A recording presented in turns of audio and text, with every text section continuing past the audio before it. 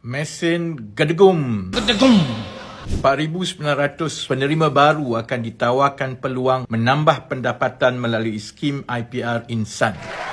Alhamdulillah, saya dapati suara-suara yang memperlekehkan usaha kerajaan membantu golongan B40 dan miskin tegar menambah pendapatan melalui IPR semakin kurang kedengaran. Ia terbukti berkesan kerana rata-rata peserta dapat menambah pendapatan melebihi RM2,000 sebulan.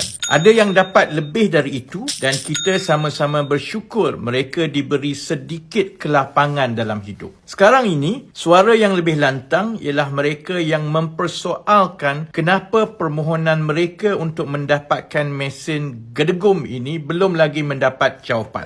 Kementerian Ekonomi kini sudah mendapat kelulusan untuk menawarkan mesin ini kepada 4,900 orang penerima yang layak di seluruh Malaysia secara berperingkat. Lamanya nak uruskan benda ni. Proses perolehan untuk melantik syarikat-syarikat yang akan menyediakan mesin ini memang mengambil masa. Sejak dilancarkan, Kementerian Ekonomi perlu melalui proses perolehan yang telus. Kalau tidak, nanti ada yang buat fitnah kata saya buat duit dengan melantik syarikat saya sendiri. Proses perolehan dimuktamadkan dalam bulan Ogos 2024 dan dengan itu, sebanyak 4,900 mesin vending IPR akan mula dipasang secara berperingkat di lokasi strategik di seluruh negara. So, kena tunggu lagi. Perbezaan program Insan berbanding mesin vending biasa ada dua. Pertama, peserta diwajibkan menjual makanan segar yang diganti setiap 4 hingga 5 jam sehari dengan harga di bawah RM5.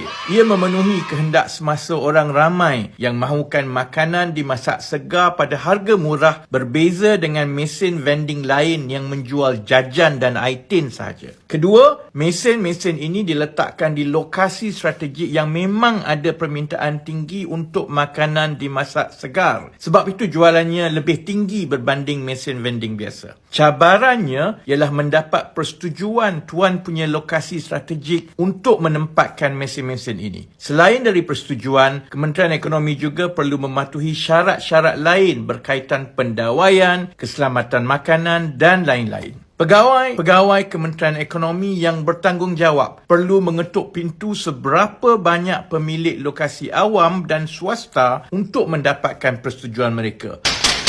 Proses inilah yang lebih memakan masa dari memilih peserta atau menyediakan mesin vending. Proses itu kini berjalan rancak dan kami berharap 4,900 mesin seterusnya akan ditempatkan menjelang pertengahan tahun 2025 menjadikan jumlah penerima insan mencecah 5,000 orang peserta di seluruh negara.